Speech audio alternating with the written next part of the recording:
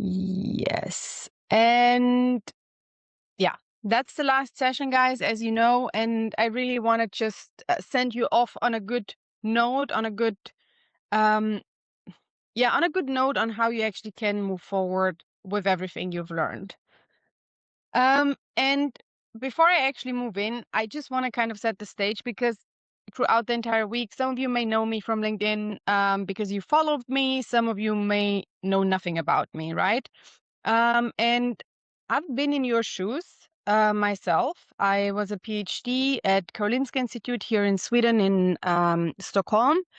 And I did a PhD. In my entire career, I have built like the past when I started my PhD for 15 years, I have built a career towards working in science.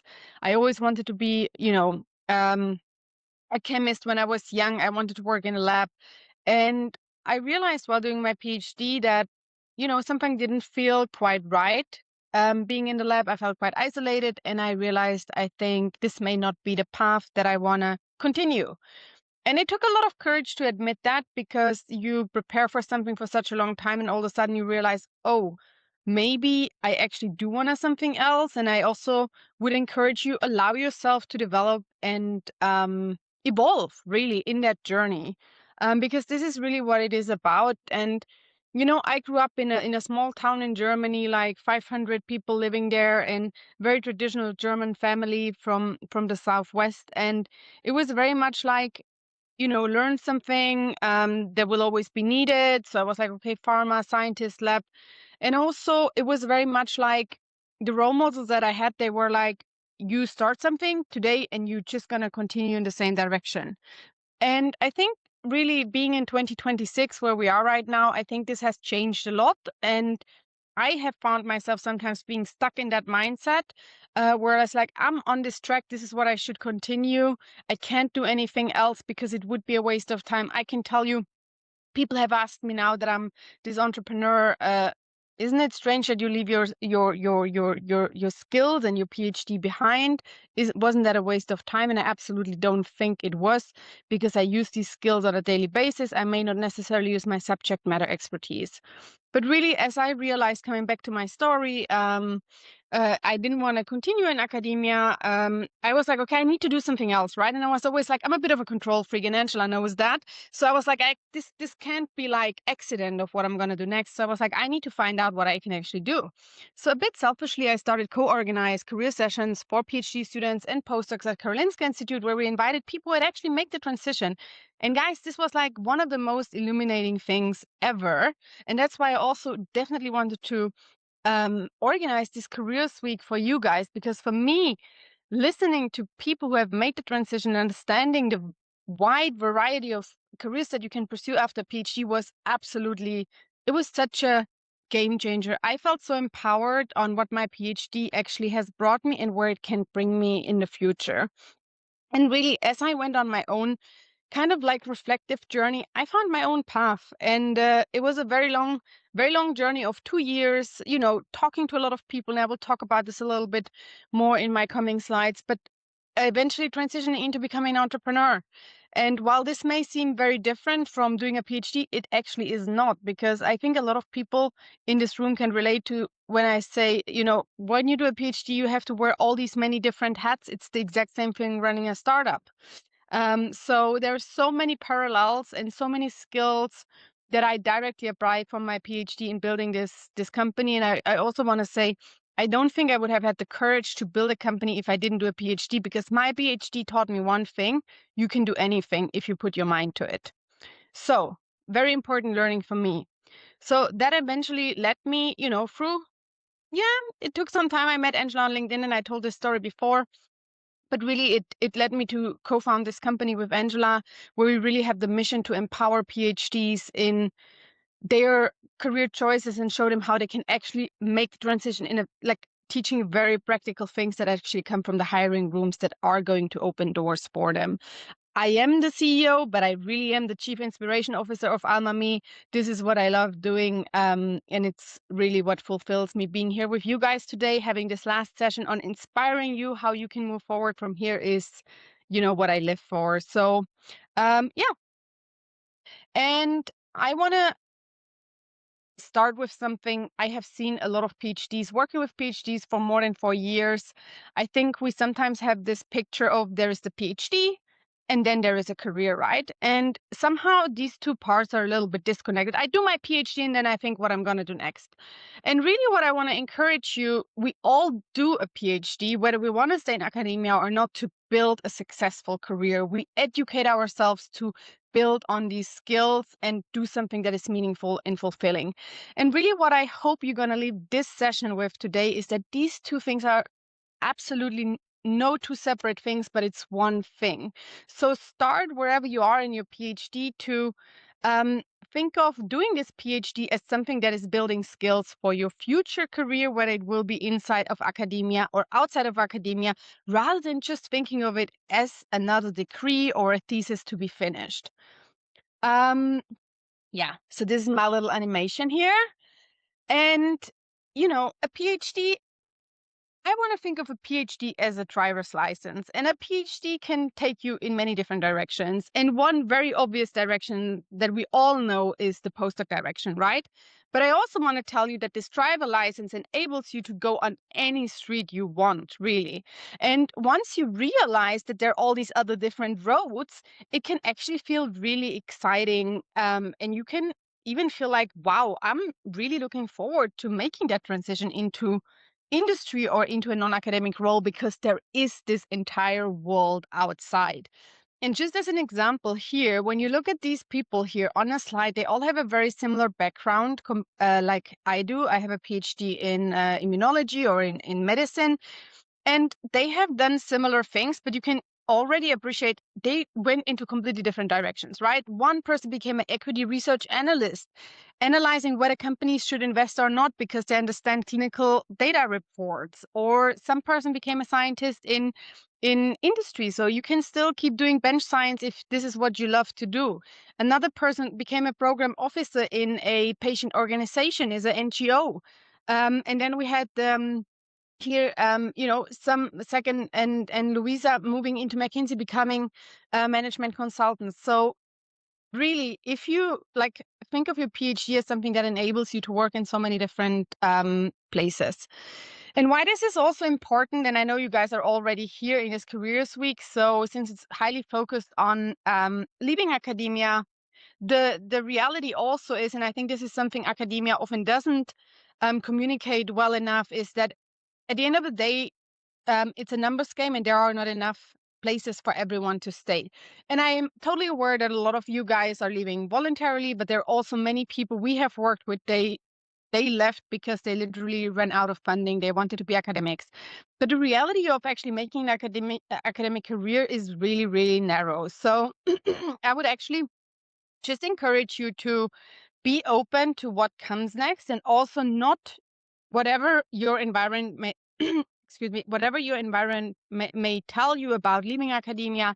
I know there is a lot of talks about being a failure or not being able to make it. I just want to tell you that's so not true. You're absolutely not a failure if you're leaving. So many people have built extremely meaningful careers outside of academia. And as I showed you, there is a whole world just waiting for you. And now that we have been in this week for, well, a week, it's Friday. And I just want to understand who of you actually feels prepared to make that next career step. And maybe we could even contribute a little bit to skew this towards, on the scale of prepared versus unprepared, more towards the prepared step. But I would just love to hear, and I still don't know how to do polls. So if you just wanna indicate somehow, and I don't know what's the best way of doing this, Angela, I don't know, I can't see the chat. Or if you guys just wanna give me a thumbs up. Wait, if I'm I gonna max out. I'm gonna put a poll here for Oh my everybody. God, okay, cool, Angela. So you put a poll. I love this. Never used the function. So I just want to understand who actually feels prepared to make that next step. And it's totally fine if you still walk out of this Careers Week and you feel like I'm overwhelmed or there was so much information, because just trust the process. You have started the engine, everything else will follow. Do people So actually see the poll now or my yeah, presentation? it should pop up on their screen. and they should see a poll with a thumbs up or thumbs down. So, who feels Okay. prepared for their career search right now? So should I also do something? You Okay, can I'm close gonna out. participate now. Oh, okay, 30. Wow, I love this, guys. 80% feel prepared.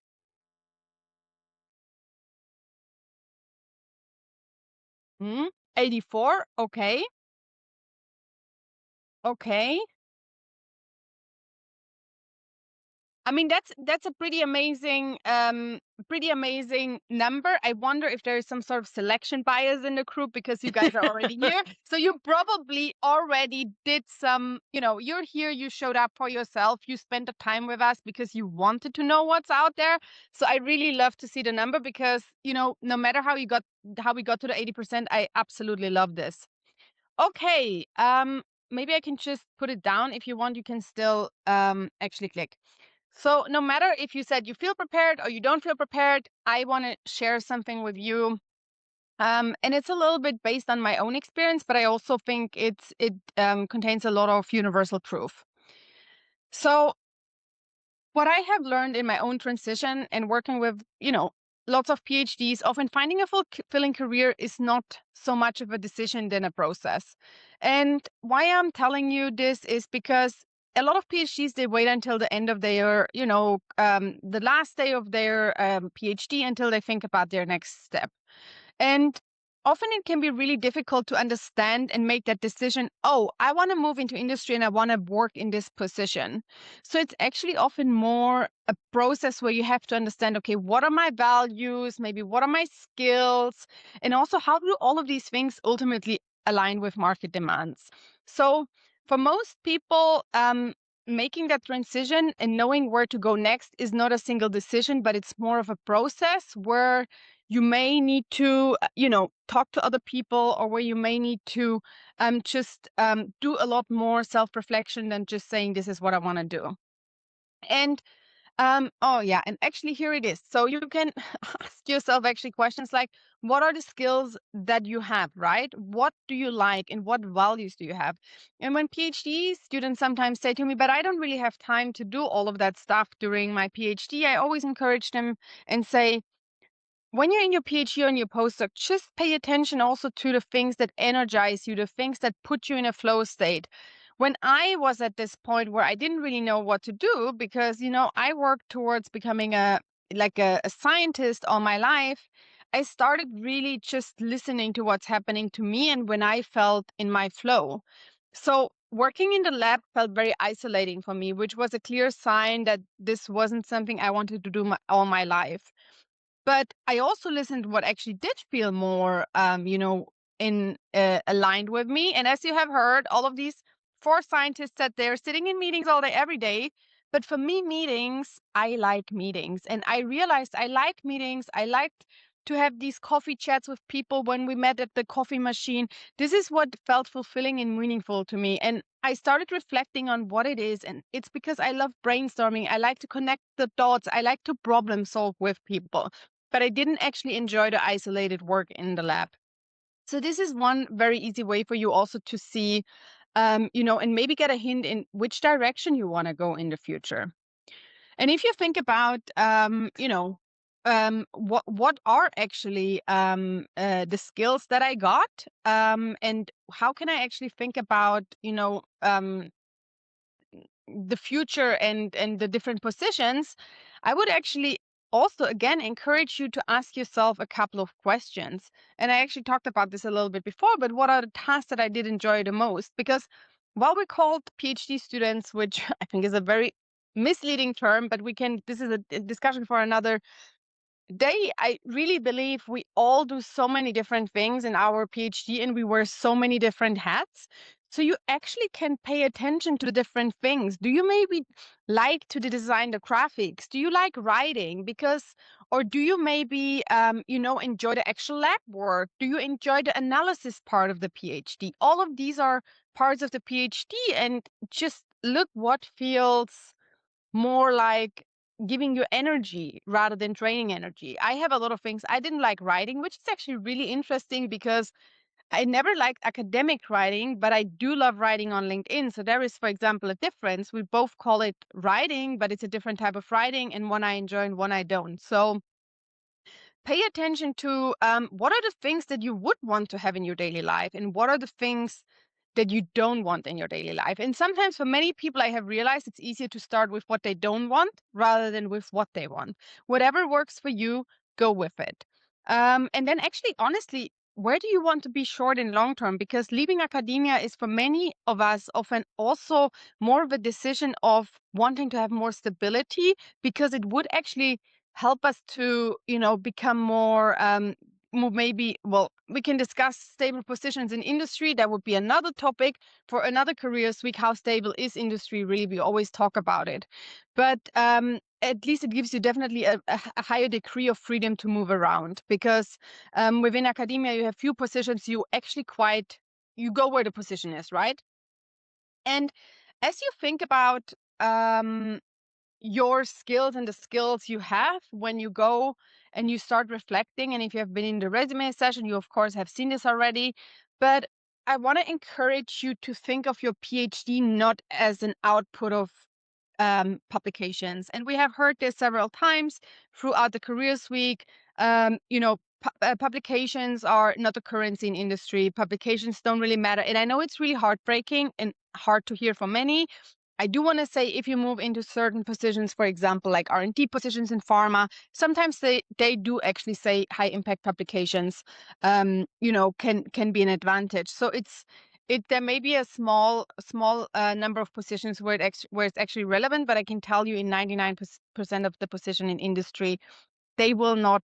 I don't want to say care because it sounds very harsh, but I think in a way it's really true. What they care is, what are the skills that you actually gained to get that output? What are the skills that you applied to write this paper? And if you think about all the things that you had to put in to produce this paper, you can totally agree with me that you had to learn so many different things that are beyond the expert knowledge that you actually wrote down in this paper. But you had to learn writing, you had to learn collaborating, often with different with clinicians or people from other fields. You had to communicate your science. You communicate it in lab meetings, maybe in department meetings. You go to conferences, you present a poster, or maybe sometimes even, if you're selected for a talk. There's so many other things like project management. We just heard from Sophia, who moved into a project management position without any PMP certification. And it's all about, because she knew where she wanted to go. And she framed her entire experience when she walked into interviews around the project management experience. So really, I would invite you to reflect on all of these things and the amazing skills that you have actually acquired. And for many of us, it means focusing on transferable skills, right? I mean, look at the example. If you've been here, okay, we can take Emory, because you all have seen Emory. Emory he has a PhD in psychology and moved into PayPal, which is a fintech. So psychology and fintech. So how does all of this fit together? But what he really used is he used his transferable skills, which were his coding skills, to move into into fintech. So think beyond the expert knowledge, and also be open to broaden your search and don't narrow it down too much. What we have also sometimes seen is that PhDs really like to, I have done research in a very specific field, and this is where I want to apply my data science skills. I invite you to open up your mind and think, where could these skills transfer to beyond, maybe the narrow neuroscience field that I studied? Because this is really going to open you doors. And I think the most important thing that I also want to tell you today is, your first job doesn't have to be your perfect job. Your first job doesn't decide and define your entire trajectory within industry. So dare to step out and dare to maybe not find the perfect position from day one. That's totally okay, and that's totally fine. So as we're moving into finding a fulfilling career is not a decision. It's a process. I want to leave you with another thought. And really, as you think about going through that Elena, process. really quickly, your slides are not showing. Sorry. You were doing great. The talk track Oh, was wonderful. oh You my, didn't okay, even it need the stopped slides, but your because slides I'm aren't sorry. showing. Oh my God, I'm so sorry, guys. It's because, it's probably stopped because of the poll. Oh, you haven't seen any of this. Okay, I'm sorry. Like, anyhow, this, I just want to show you so you can kind of understand what I actually talked about. I was talking about, no, oh, sorry. I was just Yeah. talking about, I'm so sorry, actually, It's the okay. student. Elena, everything was great. I would Was just it? continue. Yeah. Okay. Anyhow, guys, find, like, yeah, here we are. So as you think about your next step, uh, it can be actually really overwhelming to think about all these different positions and how they align with what you want to do. So what I really want to encourage you is to think about, who am I and what do I want? Because a lot of times we go out and we think, what can I do with my degree? And I will tell you, you can do a lot of different things with your degree. So I think the right question is really to start with you and then see, how do things in industry align with what I want to do? And here again, these are all people, similar backgrounds, and they have like such different positions, or they moved into such different positions. So you can see there is a wide breadth of things that you can actually do. So it's not about what what can I do? The question is really, what do I want to do? And of course, you should have the skills. I think that goes without saying. It's very hard if you make a pivot at this point, coming out of academia, moving into a role where you, I would say, like, essential skills for the role, right? Because when we talk about, Angela and I always say, apply if you match 50 to 70%. And you heard that yesterday from Skylar. If you were there, Skylar didn't have a lot of the skills that were needed for the position, but she still managed to get the job. So the most important thing is, never self-reject, but also be realistic. I think that's a little bit of finding the balance.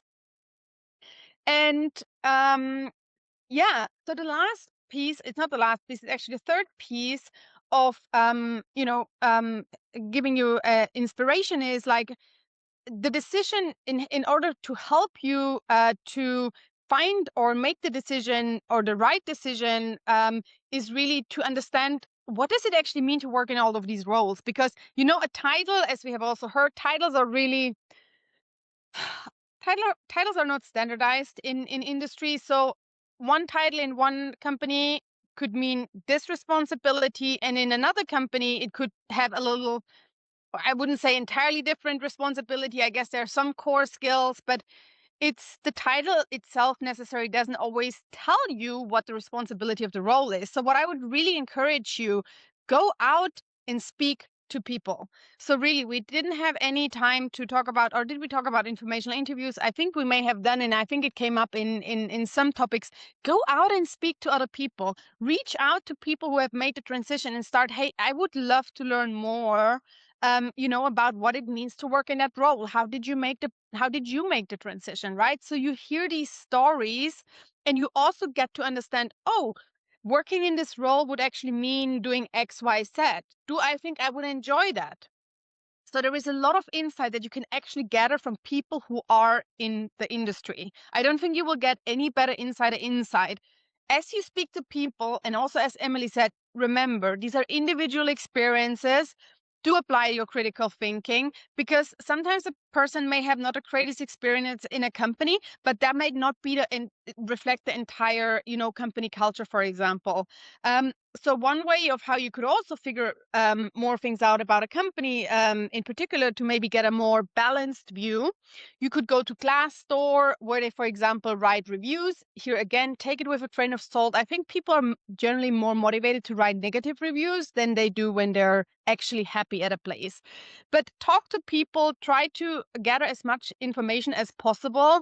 And I think that's such a great way. I mean, it was the best way for me to figure out where I want to go. And I mean, without trying to sound cheesy, but I really love what I do. I really love what I do. I put a lot of thought in. It was an accident that I'm sitting here today.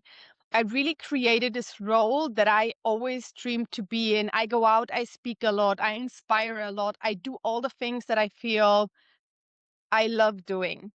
There are lots of things I don't like doing in this business too, to be honest, like all the administrative tasks, but it's part of the job. So you will always have these both sides. So I don't want to sell this as this, everything is like perfect. It's not. But, in balance, I'm very, very happy with the work I do. But yeah, there are a few things I don't enjoy so much.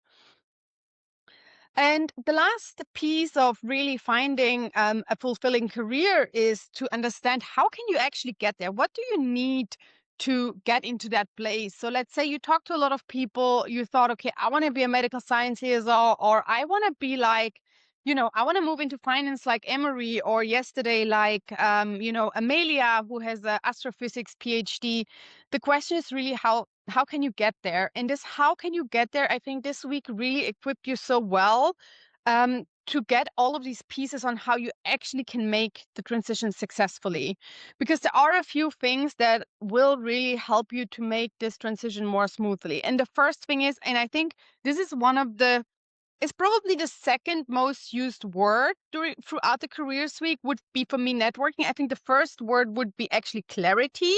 For me personally, I would be very happy to hear what your words are at the end of this presentation.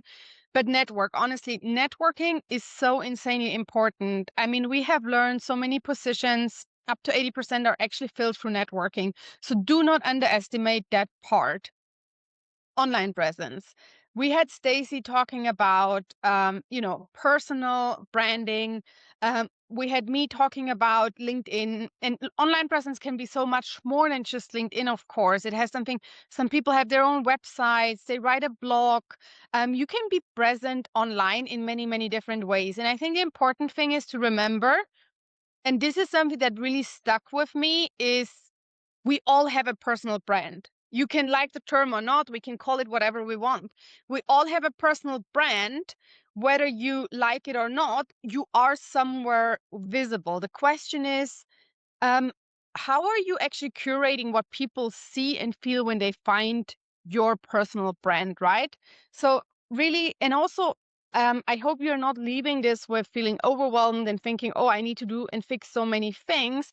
I think the important thing is to just do one step at a time from whatever you have learned, and most importantly, do what you I don't want to say that you feel comfortable with, because I love to push PhDs out of their comfort zone, because I can tell you the magic happens when you are uncomfortable. I would never be sitting here if I didn't write that first LinkedIn post, and everyone who has been in my LinkedIn session, it has been insanely uncomfortable for me, but I can tell you 3 years later, I don't feel anything. So, you grow, but you have to just make the step.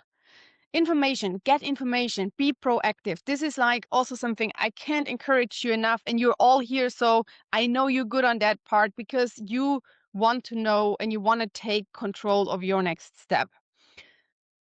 Um, know what your story is. Be very clear.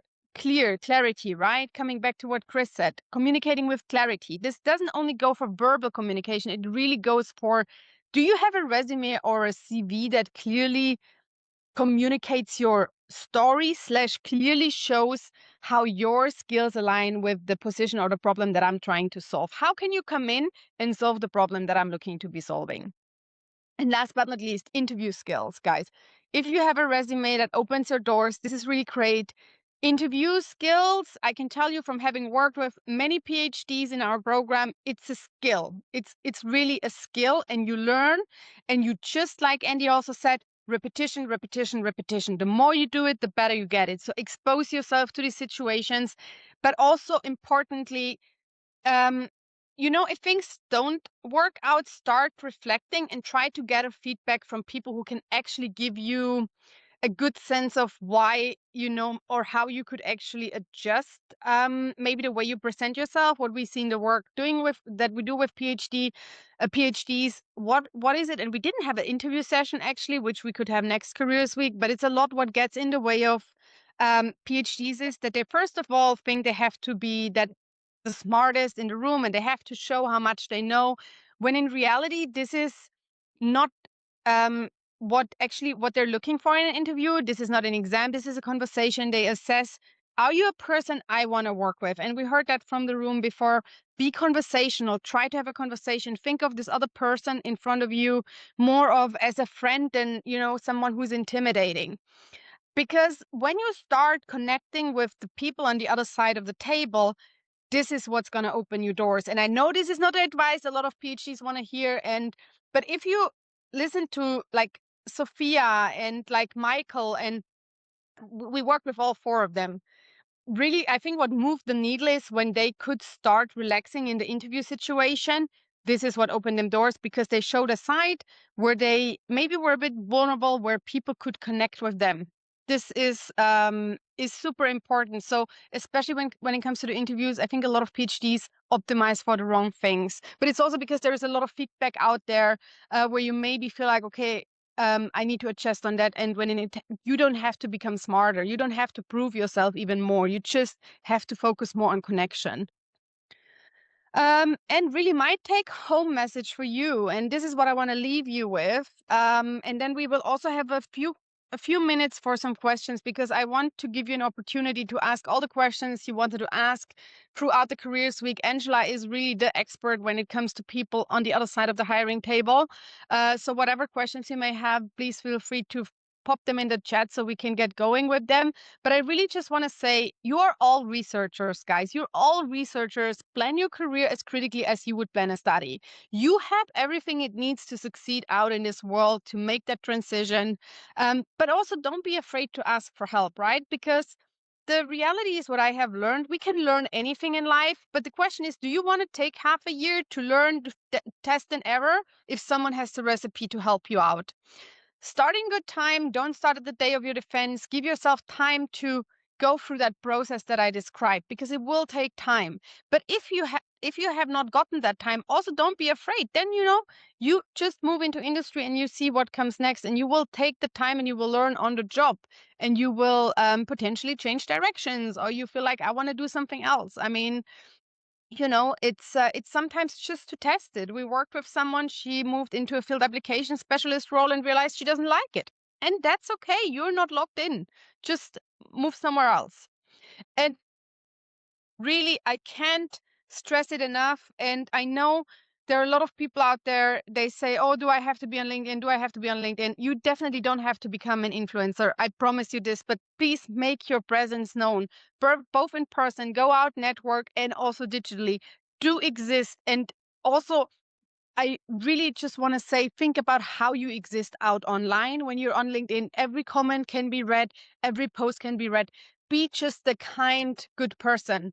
um yeah, this is really what I kind of want to leave you with. And I just want to say, do not forget that your PhD is a driver's license that can literally take you anywhere, right? This is a license that can open you many, many doors. All we need to know is, how can we position ourselves better? How can we communicate in a different way that's actually understood by a new audience that we're not used to talk to? And it's very hard to change language and adjust the way we talk if we don't know what is expected on the other end. So with this, I just want to say thank you so much, guys. It has been a real pleasure. It was so much fun, actually, this Careers Weeks. I'm already looking forward to next year's Careers Week, and we're starting to plan this a little bit earlier. But I just want to say thank you so much. Thank you so much for coming, showing up for yourself, and investing in yourself. I think it's really gonna be a game changer for you if you implement some of the things that you have learned throughout this week. And with this, I want to say, Angela, please feel free to take questions. And I just want to say, before everyone is taking questions, I'm gonna put in a form in the chat, and it's seven questions. If you have some feedback, we would really appreciate if you could give us some feedback on the Careers Week. Because this will just help us to make it even better for next year and for PhD graduates to come. Maybe you personally won't benefit from it anymore because you're hopefully in a job, but think about the next generation. Sharing is caring. So please take the minute while you're still here. I'm going to pop the link in the chat. Yeah. And Angela, the floor is yours. So, I see a couple of things in the chat about publications for R&D scientists. So what How we actually advise handling this in your CV is to include the link to your publications. That will help you optimize space for companies that require them or want them and those that don't. But also, if you've published in big journals or you've had particular publications that have had an outsized impact. So we've had some of the people go through our program who have said, I've got this one study, one paper that I published that has over 1,000 citations for it. And it's like, that's great. That's a huge number. So you point to that as in your bullet points or in your select accomplishments section of your resume, where you talk about you did this study using these particular techniques or approaches, and it led to a publication in Nature or in Science that had X number of citations. So those are the two ways that you can handle that in there. Or you can put that paper in your select accomplishments as something that was really, really good. But if you don't have all of the publications, that doesn't necessarily preclude you from getting a position either. So I want to be clear about that. A lot of PhDs tend to focus on the big named companies who, yes, those are some of their filtration criteria because they have so many applications coming through.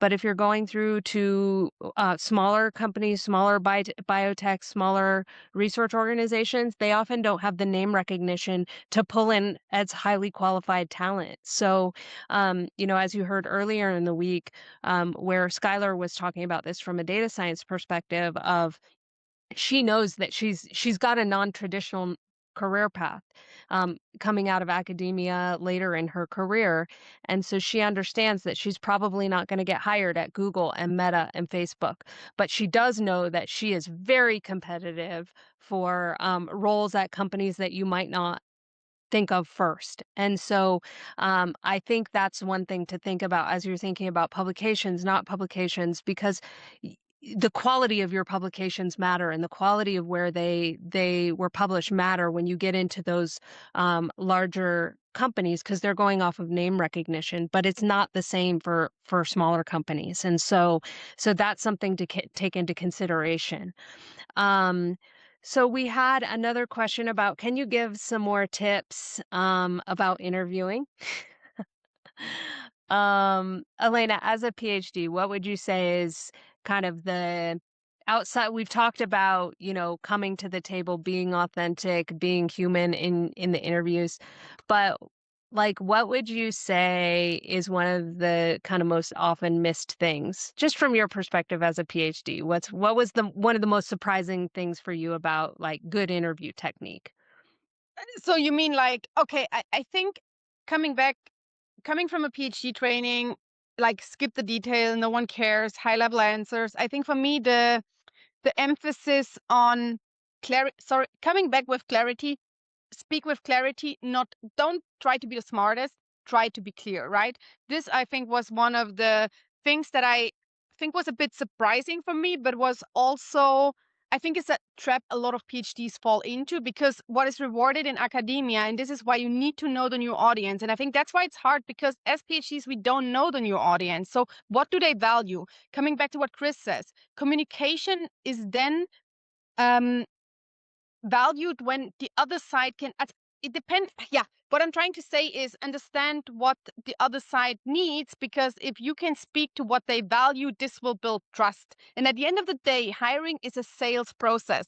So if they don't trust that you can do the job, or if they don't understand a single word you're saying because it's jargon, they just gonna leave confused. And you know what confused people do? They walk away.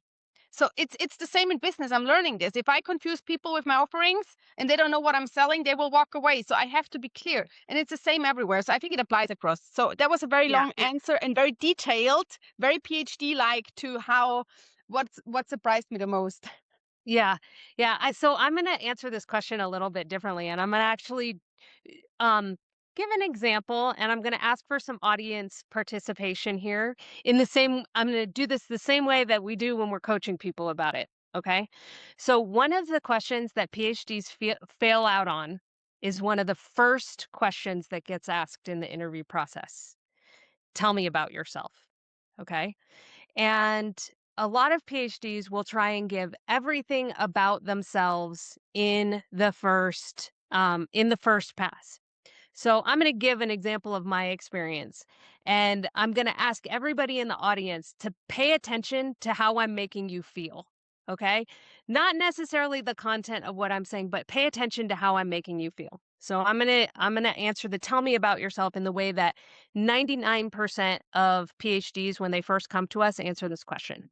So, my name is Angela. I'm a business operations professional. I've been doing this for over 20 years. I started out my career at a small market research firm where I was doing research in the home entertainment distribution space, and I focused on custom segmentations work, concept testing, package testing, and forecast demand testing in that space. After I left there, I moved to a larger company where I was at for 12 years. And at that company, I had a couple of different roles. I first was in the market research space doing consumer research for retail pharmacies and for health insurance, where I helped them launch their inaugural studies on that. And then I became the go-to person for how to fix processes and make processes more efficient. So I moved into kind of an informal process improvement role, which later got finalized when I became the chief of staff for their project management office. I helped set up their project management office.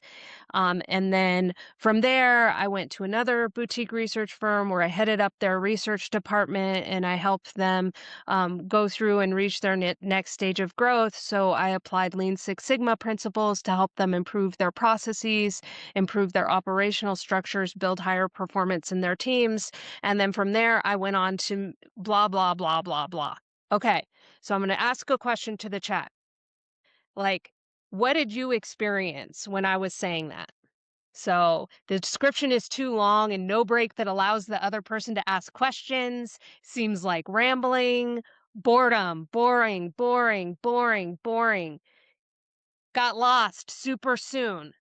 That's exactly what the interview is experiencing when you do that in an interview setting. It doesn't matter if they're a researcher, it doesn't matter if they're a scientist, it doesn't matter if they're a PhD. They're a human being and they're going to experience exactly what you experienced when I just did that to you. Now, I'm going to do that same thing a different way. So, Angela, tell me about yourself. So, hi, first, I want to thank you for inviting me for the interview. I'm super excited about the interview. The first thing that you should know about me is that I'm a data geek and a total process nerd. So, if you get me on that topic, I'm the type of person who's going to totally geek out and get on my soapbox. Um, but really, I'm the type of person that likes to solve problems. And so I really gravitate in organizations towards where there's chaos because my little OCD heart can take that and make it into order. And it's something that I really love. And I particularly love it because the thing that really drives and motivates me is helping people unlock their potential because so often I see that potential is blocked by just a simple turn of the dial. And that is really what keeps me driven to do what I'm doing. And that's why I want to do it at a company like yours, where I can see that you're working towards that next stage of growth. And that's a problem that I can help solve. So, with that second version, what did you all notice was different?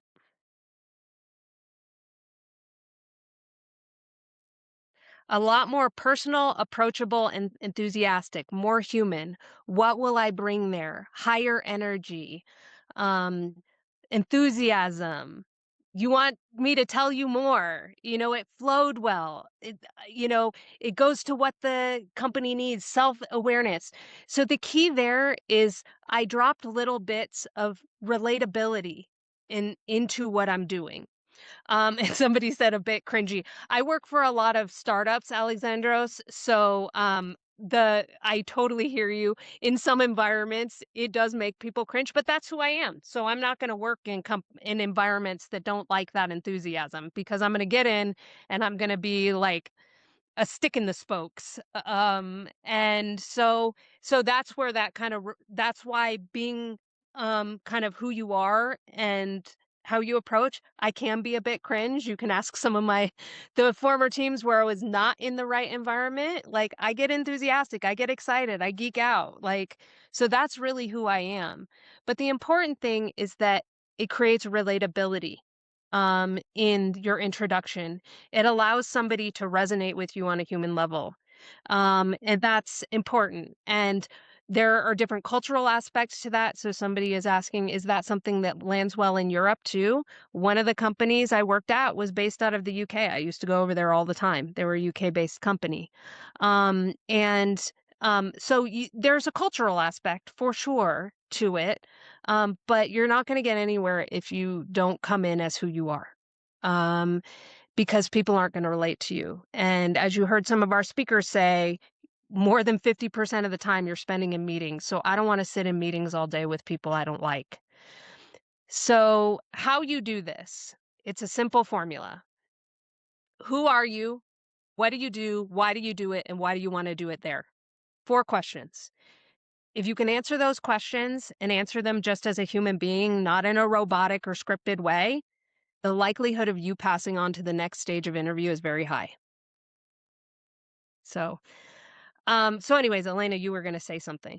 No, I just wanted to say, as a German, I think, guys, yes, Germans are definitely a little more. We think of Americans as, they're very outgoing, but I think what still holds true is the way you can think of this. I think it's a very personal thing. I don't think we should think of every German as boring, which is the first thing I often think about. Sorry, I'm a German, so I'm allowed to say that.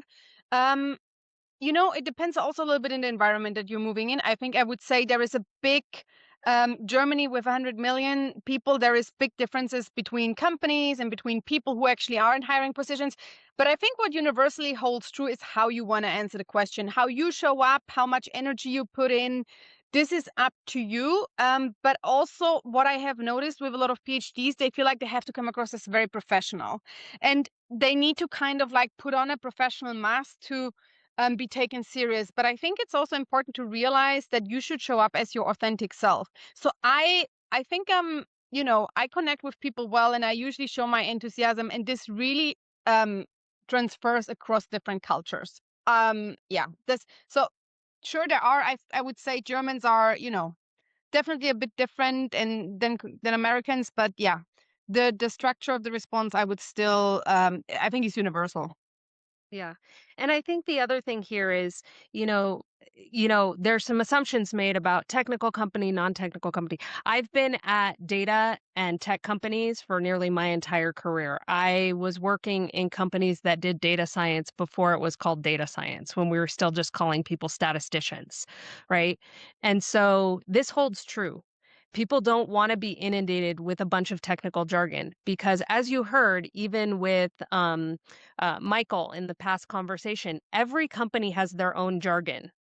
The jargon they use in industry is different than the jargon that they use in academia. And the types of technical terminology they use and how they integrate it in their mode of speech is going to be very different. And so it's important that you understand the more you can speak in plain language, the more it actually demonstrates your expertise. It doesn't take away from it. The biggest experts in companies are those who can switch seamlessly between talking in plain language about what they do versus talking in technical terminology about what they do. So, so I think that's something that's just really, really important to recognize is that in academia, technical language is actually seen and interpreted as a sign of credibility. In industry, technical language is experienced as a barrier to progress. It dampens the communication. It makes it harder to communicate across teams. So if you were coming into the interview and able to explain yourself in a way that even an 8th grader could understand, the likelihood of your experience being understood and how interpreted in a way that would be beneficial to the company is way higher than if you come and speak in a lot of technical language. And I would also just add, if you guys, because of course now we can't have a too long discussion on it, but I'm gonna send you out the link to the previous sessions. Listen to what Chris said, who really trains people specifically on communication skills. It's about clear communication. So it's not about sounding smart. Skip all of that because it doesn't provide. It provides value within academia, but it doesn't necessarily provide value in this other environment. That is hard for us to understand, which I totally understand, because this is what we're taught to, and this is how we're taught to speak. So yeah. Yeah, I'm wondering. So there was one more question about, is this how you would design your elevator pitch for a job fair? And the answer to that is the elevator pitch. So, so yes. Um, and then resume question, why the company is first in the experience header?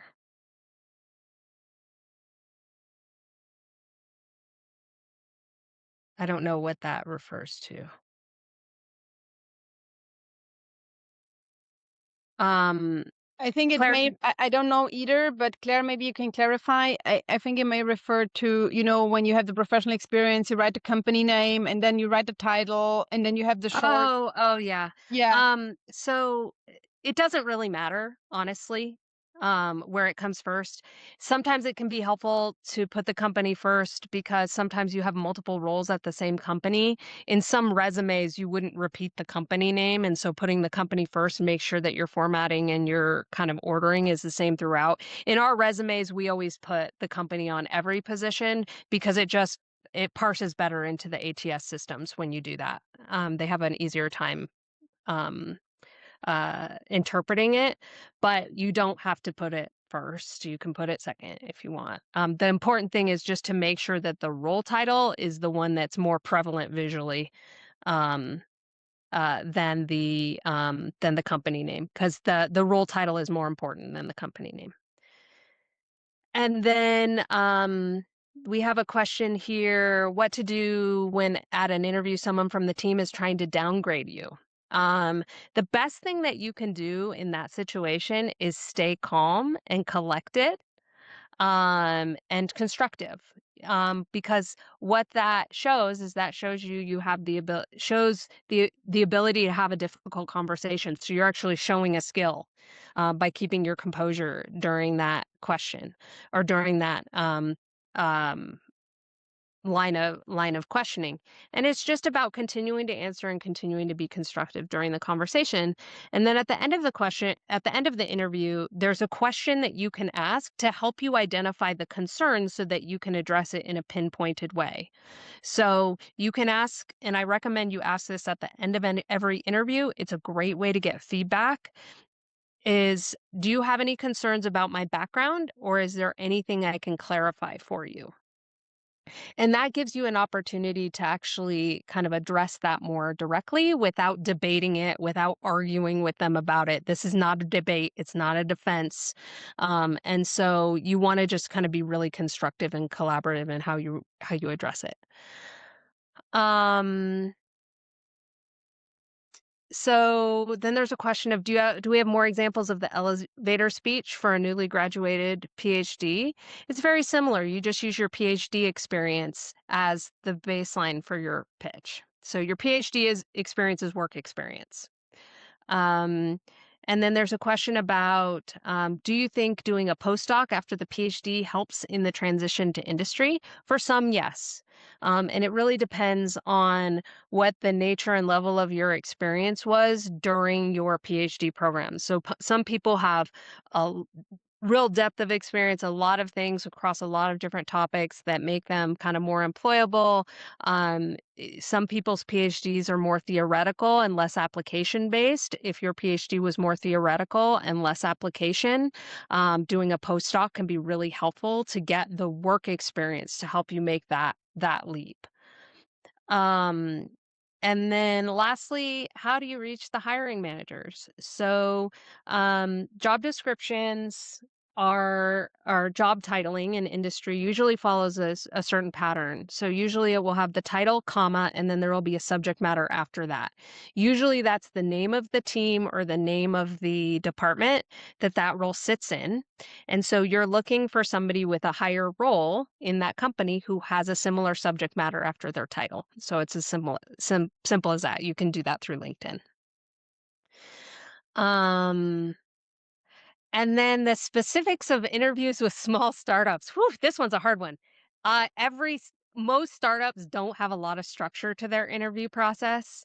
Most startups are very kind of fly by the seat of their pants when they do these interviews. Most of their interviewers don't have any specific training in how to do interviews, and there's no formal interview training. The key to getting a job with a startup is to match their vibe. It is very, very much about vibe matching. So match their energy. If their energy is low, bring yours up. They'll do the same. Because startups are even more concerned with having people who align and get along with other people in their organization because that's how they progress. And I know this I know sounds fuzzy to a lot of people, but there's actually a good reason for it because the number one predictor of performance on teams is how well an individual experiences a sense of belonging on the team. So it's how well you fit in. And as a manager, I want to hire people who are going to fit in with my team because that ensures that I'm not dealing with a lot of conflict, a lot of interpersonal conflict on my team. That doesn't mean people on my team don't debate and have argument and disagreements, but it means that there's not personal conflict on the team. So, so it's really critically important. And again, I know it sounds fuzzy to a lot of academics, but that's really how it is. So I know Elena. Oh, go ahead. No, Angela, I just want you to allude to one thing because I think, you having built high performing teams in industry, because sometimes it feels a bit strange for us in academia. I think maybe most academics would agree. We usually pick people based on their level of skills. So, what are the dominating? How would you say what is the level of like if you look at the different things that are actually being evaluated? Because you have the three domains, that are not only skills. So, skills is only one part. So, what are the other parts, and why are they more important when it comes to building high performing teams, and why would hiring managers pay attention? I think is always my experience with PhDs is they integrate better when they understand why do we do what we do. So what is your experience from someone who has built these teams and comes in and fixes teams that are Yeah. actually broken? Yeah, so that I think that's an important point. A lot of my work has been about around fixing broken teams. And a lot of to be frank, a lot of the brokenness in teams does come from biases in hiring. And that's just the reality that we're in. And so when you have a high performing team, there are three kind of categories of what we call fit. So the first is skills fit. That one's really easy to assess because you can assess it on somebody's background. If we're bringing you in for an interview, we already think that you have that. We already think that you have the skills to do the job. The second dimension of fit is kind of your personality. Like that's kind of like how well we think that you're gonna get along with the team members. And then the third is your values fit. And your values drive behaviors. And so if I have somebody who has a high value for autonomy, but I'm a highly collaborative environment where 50% of the time you're going to be sitting in meetings with people, that's going to create a mismatch in terms of how people interact. It's going to create a friction point within my organization. It's the same for those personality clashes, right? If I pull somebody in who's highly verbose and direct and in the way that they address problems, but many of the people on my team tend to be more reserved, that's going to create a conflict in an interpersonal conflict that I'm going to spend a lot of time as a manager trying to resolve instead of getting the work done. It's the same with the values side. So fit is not just do your skills fit? It's also does your personality fit and do the values that drive your behaviors, your way of operating, do those fit as well? And when you get an intersection between all of those things, you can get this really rich environment. Now, that doesn't mean we're not looking for people with diverse backgrounds and experiences. Like we absolutely are. That's where you get performance because you get diversity of thought. And that's really important in a high performing team as well. But you can't get that diversity of thought. You can't get it to come out if you have people who don't trust each other on your team. And you don't get trust when you don't have shared values and you don't have shared kind of some certain shared traits. Does Yeah, that maybe we help can. answer the question? That was kind of a long-winded way to answer your No, question, Elena. I think it helps, and I like to always talk about it because a lot of PhDs sometimes say, "But I did match all the skills. Why did I not get the job?" Because there are so many other layers. Because in academia, that's often right. You got the job, you got the methods, you got the publications, you got the job.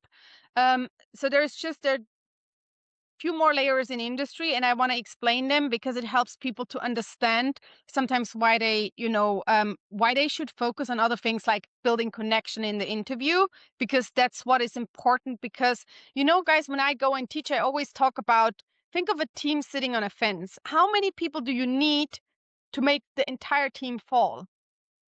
You need exactly one person. So you want to reduce the risk that when you bring someone in, that you have that person that will make the entire team fall and lower the performance of everyone else.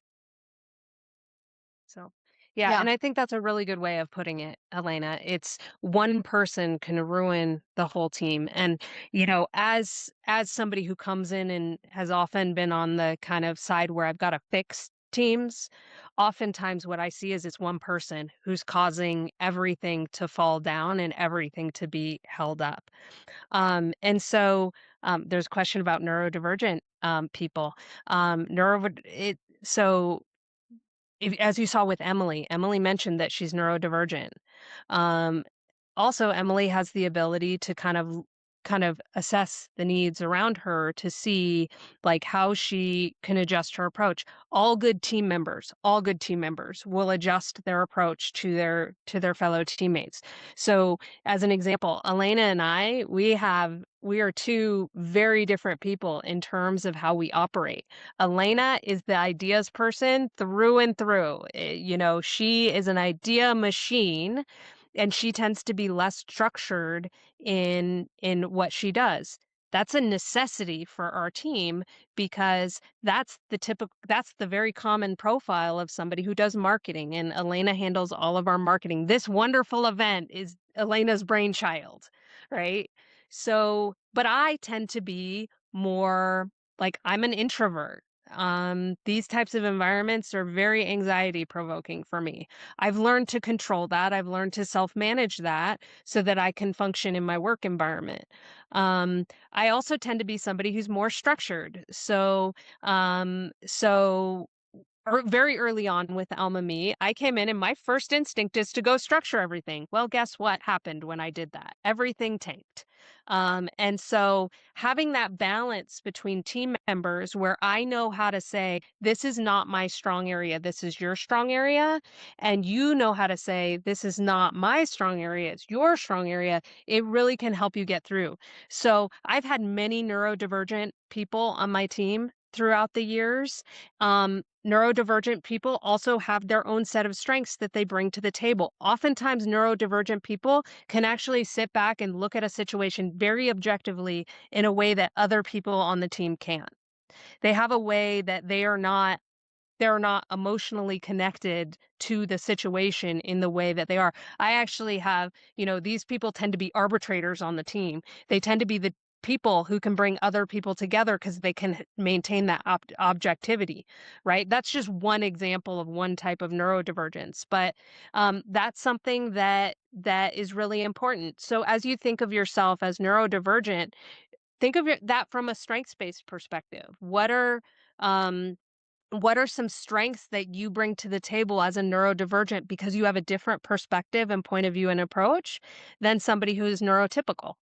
Um, and those are the things that you can really highlight. So you don't want to treat it as a deficit, treat it as a superpower. Um, so that's how I would think about that. And guys, if you haven't been here, because people are saying, when is Almami coming to Europe? Bring it to Europe. Guys, I'm working really hard because, I live in Europe.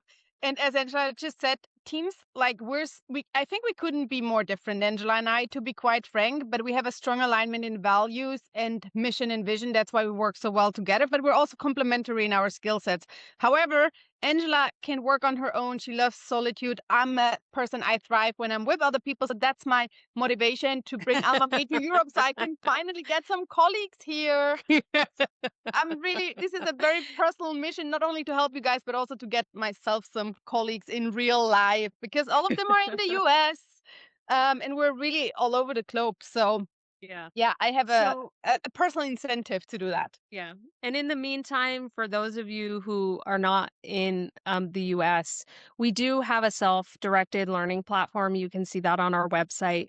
We have quite a few digital courses on there that contain a lot of the stuff that we've discussed in greater detail, but also there are a lot of the resources that people in our program use to come up to speed on things as well.